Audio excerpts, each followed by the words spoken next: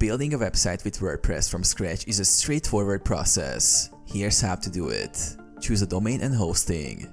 Select a domain.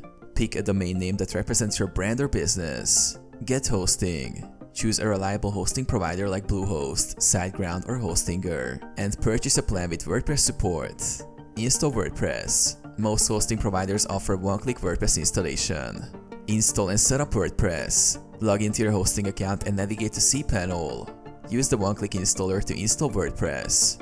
Once installed, access the WordPress dashboard using your login credentials. Choose a theme.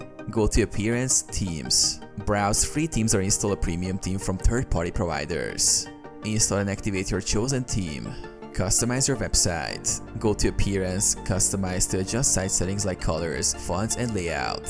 Set your homepage and blog page via Settings, Reading.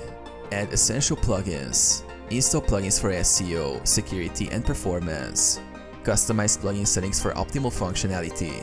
Create pages and content. Add pages like Home, About, Contact, and Services via Pages, Add New. Publish content and organize it using categories and tags.